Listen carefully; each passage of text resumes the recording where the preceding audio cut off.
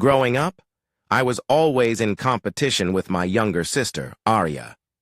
Not because I wanted to compete, but because she made it her life's mission to outshine me at everything. If I did something, she had to do it better.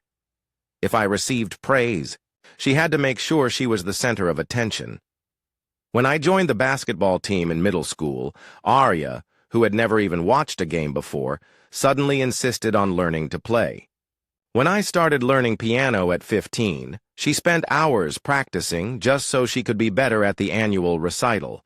Even in academics, she worked tirelessly to surpass me, earning extra credit just to make sure her grades were slightly higher than mine.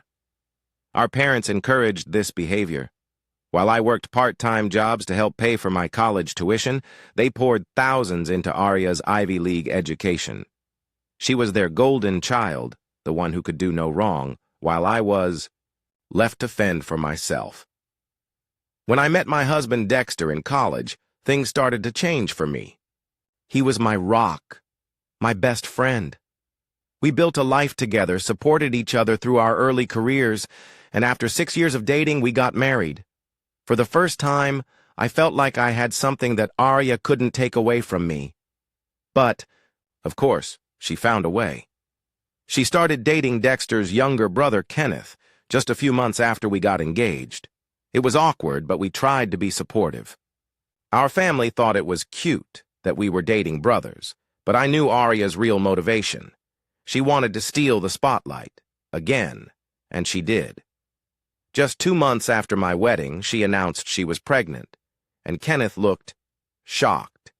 At first I tried to be happy for her, but the more I learned, the more it became clear. Arya had planned this. She had stopped taking birth control without telling Kenneth because she had to be the first to have a grandchild. It didn't matter that she wasn't ready to be a mother. It didn't matter that Kenneth had just started his career. She wanted the attention, and she got it. Our parents were over the moon. Every conversation became about Arya's pregnancy. My wedding, which had just happened, was completely forgotten. My father even started a college fund for Arya's baby, while my mother spent hours shopping for baby clothes. Then one day, I came home to find something missing. My grandmother had given me her antique cradle as a wedding gift, something she had saved for her first great-grandchild. But without even asking me, my parents had taken it and given it to Arya because she needed it more. I should have been furious. I was furious, but I didn't say anything. I just let it go. That was my mistake. Arya gave birth to a baby boy, and for the first few weeks, everything seemed perfect.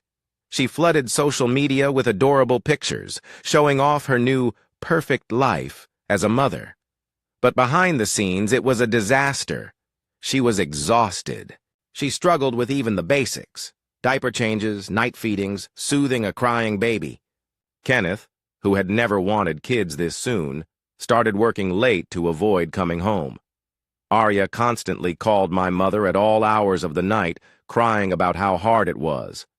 Then, one evening, my parents invited Dexter and me to dinner. We thought it was just a normal family gathering, until we arrived and saw that Kenneth's parents were there too.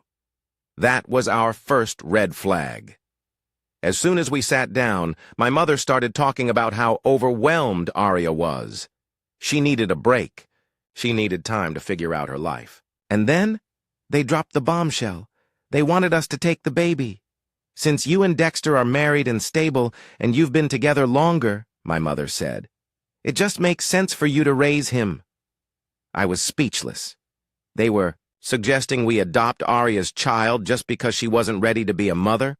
Just because she made a reckless decision? We refused. Immediately. But they kept pushing. You two want kids anyway, my mother argued. Maybe this is God's way of giving you a child. I had never been so angry in my life. We walked out that night, thinking that was the end of it. It wasn't. The next day, Arya and my mother showed up at my job. Somehow, they had figured out my lunch routine and cornered me in the parking lot. Arya, with dark circles under her eyes, started crying about how hard motherhood was. And then, my mother pulled out a custody agreement. They wanted us to try it for 6 months. Just take the baby and see how it went. If we didn't want to keep him after that, they would figure something else out. I told them no and walked away. That night, they showed up at our house, this time with Kenneth's parents. They thought if they pressured us together, we would cave. But instead, Arya revealed something shocking. She and Kenneth had already bought tickets to Europe. They planned to leave the baby with us while they went on vacation. That was the final straw. I told Arya that if she abandoned her child, I would immediately call CPS. The shock on her face was almost laughable. She truly believed she could force us into this. Our parents begged us not to call the police. Kenneth's parents even offered us money. They promised a bigger inheritance, a new car, a larger house, but we refused. That was the last time we spoke to them. After everything that happened, I went to see my grandfather, the only person in my family who ever truly supported me. When I told him everything, he was livid. He had always known my parents favored Arya, but he never imagined it would go this far. And then he made an offer that changed everything.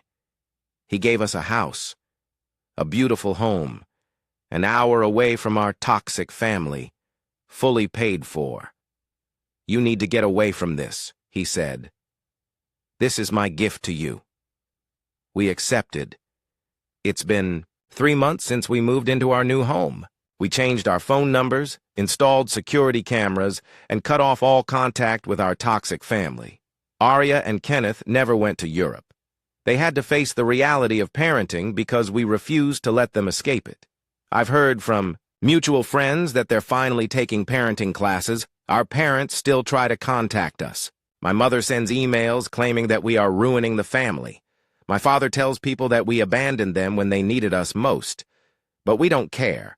For the first time in my life, I am free, and I have no regrets. Sometimes the best thing you can do for your mental health is walk away from toxic family members. Blood doesn't make a family. Respect does. Thank you for watching. If you haven't subscribed yet, please do so and hit the notification bell to stay updated with more shocking real-life stories happening around you.